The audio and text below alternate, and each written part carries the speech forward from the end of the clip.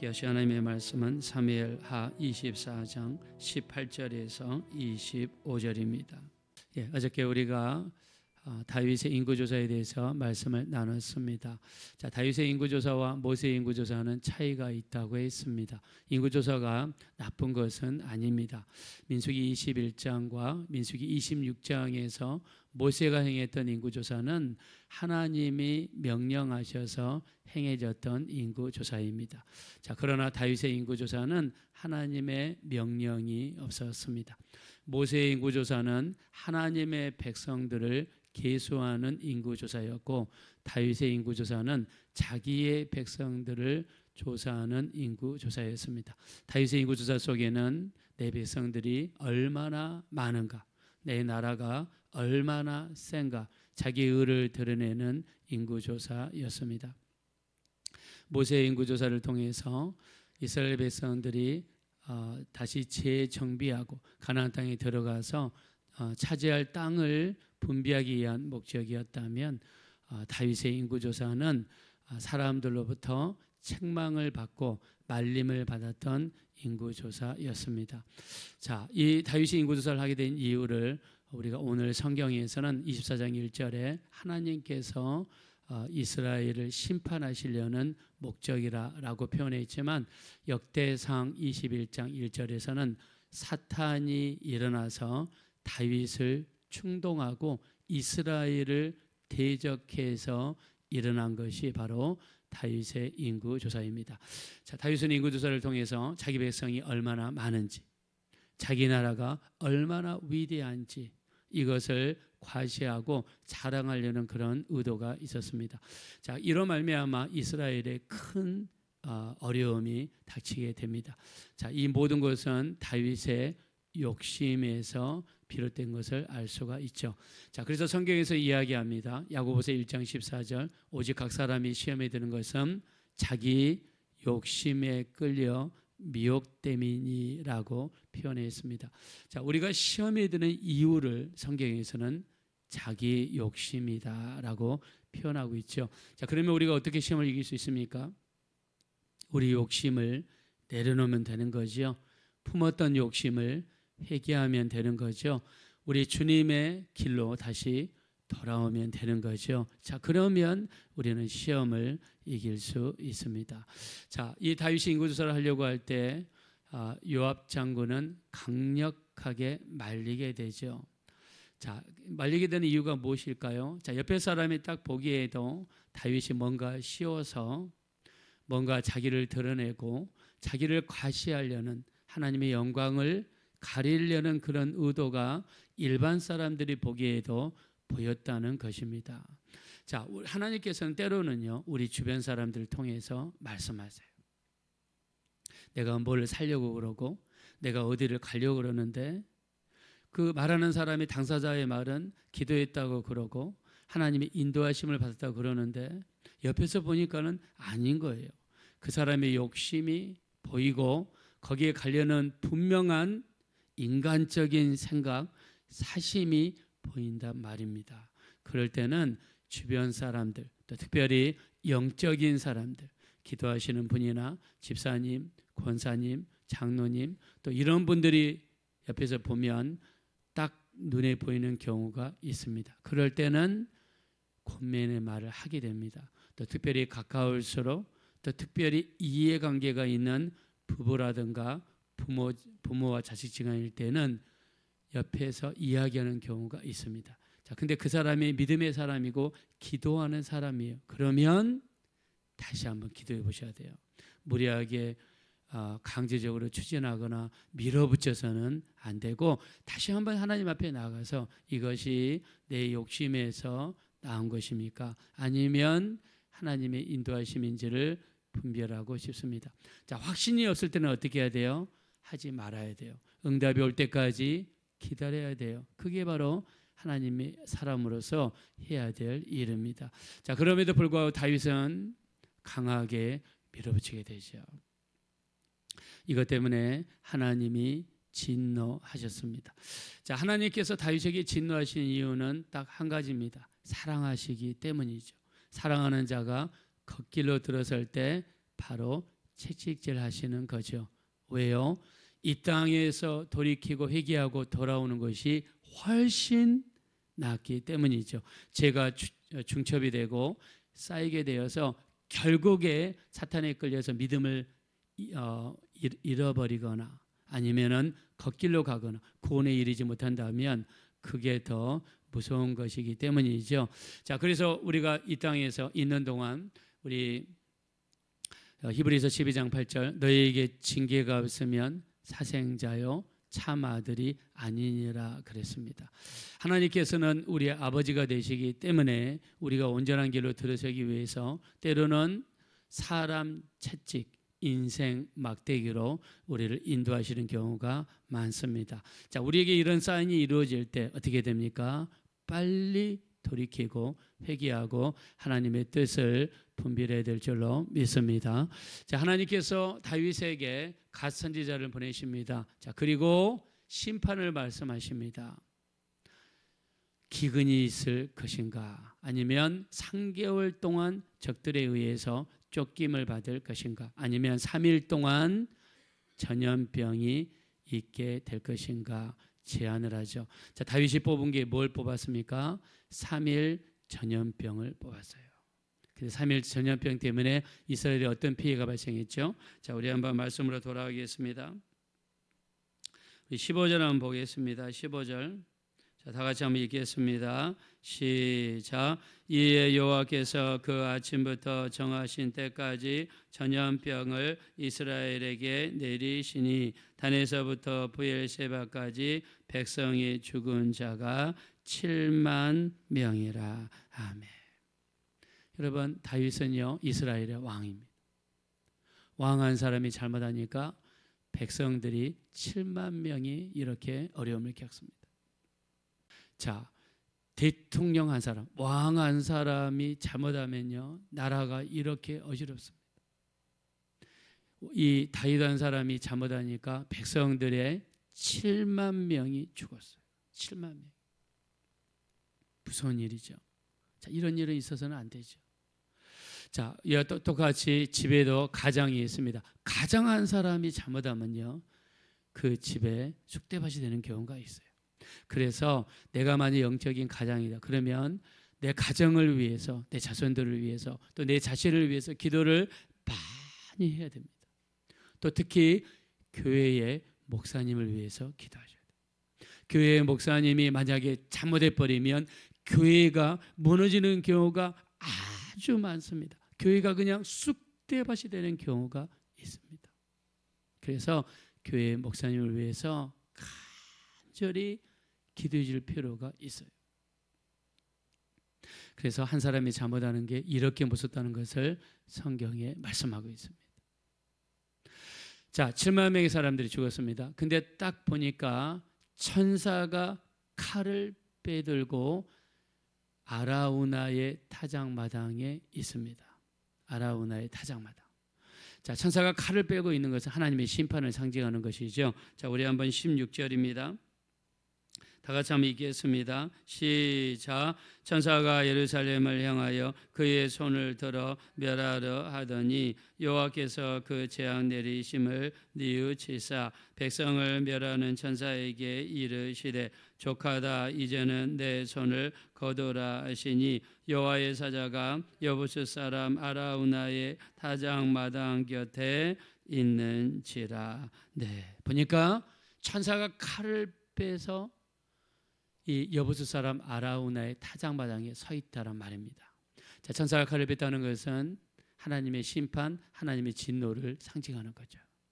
자, 근데 여기 사무엘하 24장과 그다음에 역대상 21장 이 똑같은 이야기가 역대상 21장에 나옵니다. 자, 근데 여기서 우리가 짚고 넘어갈 게 있습니다. 자, 여기 사무엘하에서는 아라우나의 타작마당이라고 그랬고 역대상 21장에는 오르난의 타작마당이라고 그랬습니다. 아니, 똑같은 사람인데 왜 이름이 다릅니까? 이렇게 이야기를 하면서 우리를 공격하는 사람들이 있어요. 자, 그러면 성경을 잘 모르거나 그러면 그러네. 여기 사무엘하 24장에서는 아라우나라고 그랬고 역대상 21장에서는 오르난이라고 그랬는데 어떻게 똑같은 사람인데 이름이 다르지? 자, 이렇게 설명할 수 있습니다.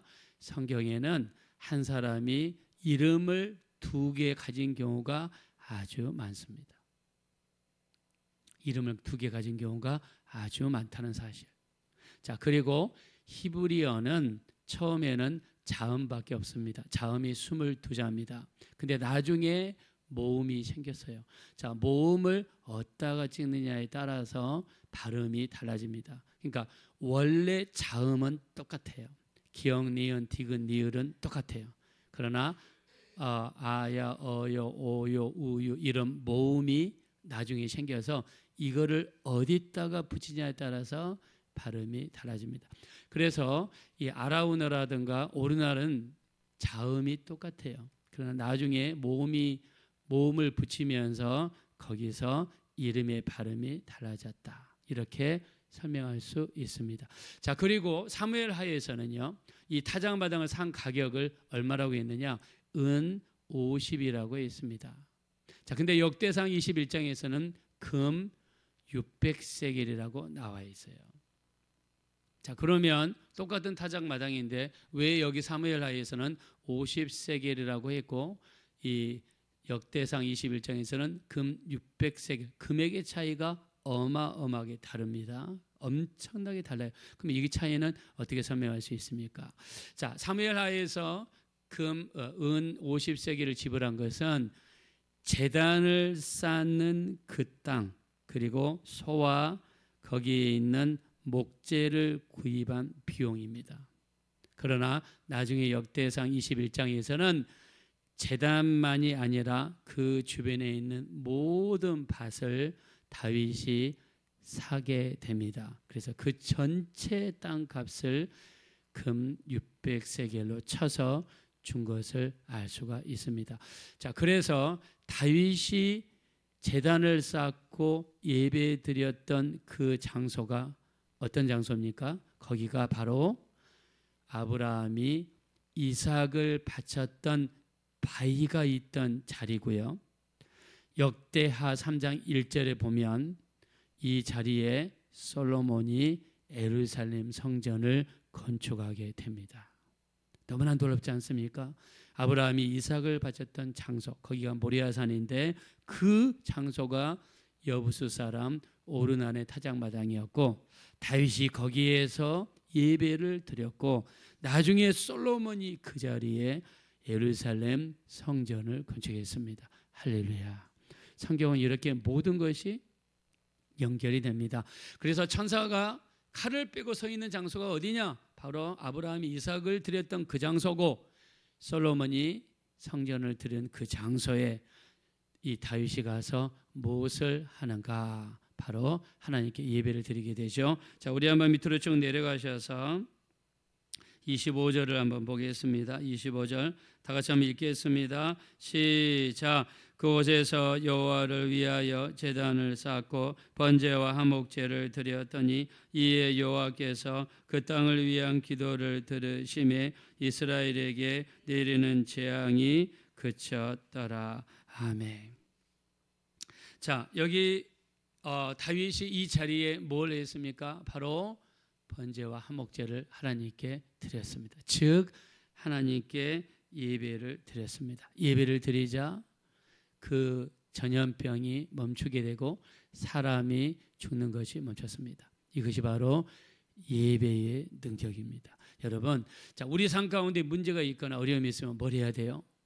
예배를 드려야 됩니다. 예배를 드려야 돼요. 예배가 너무너무 중요합니다. 예배하는 시간은 하나님의 영으로 우리를 지배하는 시간이요, 하나님 우리 가운데 임하시는 시간이요, 하나님이 우리를 찾아오시는 시간이 되시는 줄로 믿습니다. 요한복음 4장 23절입니다. 아버지께 참으로 예배하는 자들은 영과 진리로 예배할 때가 오나니 곧 이때라. 아버지께서는 자기에게 이렇게 예배하는 자들을 찾으시느니라. 하나님은 영이시니 예배하는 자가 영과 진리로 예배할지니라. 할렐루야. 하나님께서는요, 예배, 이렇게 예배하는 자를 찾으신다 그랬습니다. 다윗 때문에 역병이 생겼습니다. 7만 명의 사람들이 죽었습니다. 이때 다윗이 했던 것은 하나님께 제단을 쌓고 하나님께 예배하는 것입니다. 예배가 재앙을 멈췄습니다. 예배를 통해서 하나님께서 이스라엘 백성을 찾아오셨습니다. 우리가 성경에 보면 하나님 앞에 온전히 헌신된 모든 사람들의 역사는 무엇이었습니까? 예배였습니다. 우리가 계속 창세기 읽었죠. 하나님께서 아브라함에게 네 본토 친척을 떠나 내가 지시하는 땅으로 가라. 그래서 가나안 땅에 가서 제일 먼저 도착한 곳이 세겜 땅입니다. 세겜 땅에 도착해서 아브라함이 가장 먼저 한 것이 무엇입니까? 제단을 쌓고 하나님께 예배를 드린 것입니다. 창세기 12장 7절에 6절 7절에 세겜 땅에 도착해서 제단을 쌓고 예배를 드렸습니다. 자, 아브라함의 입장을 보겠습니다. 자기가 살던 갈대아 우르 하란 땅, 자기의 모든 기반이 있고 집이 있고 또 생업이 있고 자기 일평생 일구었던 것이 있습니다. 그 모든 것을 버리고 낯설고 물선 곳에 도착했을 때 무엇을 해서 먹을 것이며 어떻게 살아야 될지 아무것도 알지 못할 때 가장 먼저 했던 것은 예배였습니다. 그 세겜 땅에서 예배를 통해서 하나님은 아브라함을 축복하셨고 가나안 땅에서 성공할 수 있는 길을 열어주신 줄로 믿습니다. 그 다음에 드렸던 예배가 베델 땅에서의 예배입니다. 베델 땅에서의 제단을 쌓고 예배를 드렸던 그 예배가 애굽 땅에 가서 자기 아내를 빼앗길 뻔했고 죽임을 당할 뻔했는데 베델 땅에서의 예배 때문에 하나님이 아브라함을 도와주셨고 재앙을 막아주셨고 보호하시는 하나님의 역사가 일어났습니다. 자, 우리 노아도 마찬가지죠. 노아는 홍수가 나기 일주일 전에 방주에 들어갔습니다. 우리 창세기 7장 11절에 홍수가 내리기 시작한 날이 600세 되던 해 2월 17일 날 홍수가 나기 시작했어요. 그리고 방주에서 나온 날이 창세기 8장 14절에 601세 된 해 2월 27일입니다. 노아가 방주에 있었던 기간은 1년하고 10일하고 7일입니다. 1년 17일 만에 방주에서 나왔을 때 창세기 8장 20절 노아가 가장 먼저 했던 것은 제단을 쌓고 하나님께 제사를 드리며 예배하는 것이었습니다. 예배는 이렇게 귀하고 중요한 것입니다. 아브라함의 예배의 절정은 모리아산에서 예배죠. 모리아산에서 이삭을 묶어서 바위 위에 올리고 제단 위에 올리고 하나님께 바치려고 하던 것입니다. 그때 이삭 대신에 하나님이 숫 양을 예비하시고 하나님이 아브라함을 축복하시죠. 어떻게 축복하십니까? 22장 17절 18절에 보니까 내게 큰 복을 주며 내 씨를 번성하게 할 것이며 하늘의 별과 같이 땅의 모래와 같이 하게 할 것이며 내 씨로 말미암아 모든 만민이 복을 받으리라고 말씀했습니다. 모리아산에서 예배를 통해서 하나님은 큰 복, 크게 번성, 만민이 너로 말미암아 복을 받을 것이다 라고 말씀했습니다. 우리 미국 사람들이 미국에 제일 먼저 왔을 때 마지막 도착한 날이 토요일입니다. 토요일 날 그들은 내리지 않았습니다. 아예 주일날 배에 하루도 머물면서 하나님께 주일을 보내고 하나님께 예배를 드렸습니다. 하나님은 예배하는 백성을 축복하시고 오늘 본문과 같이 예배를 통해서 하나님께서는 다윗을 축복하시고 재앙을 멈춰 주셨습니다. 사무엘 상하를 지은 사람은 사무엘 선지자입니다. 사무엘 선지자가 사무엘 상하를 마무리하면서 마지막으로 기록한 말씀이 뭐냐면 하나님께 드리는 예배였습니다. 여러분, 예배는 우리 삶 속에 일어나는 모든 재앙을 막아주실 줄로 믿습니다. 하나님이 우리를 직접 찾아오셔서 우리를 축복하시고 우리에게 은혜를 베풀어 주실 줄로 믿습니다.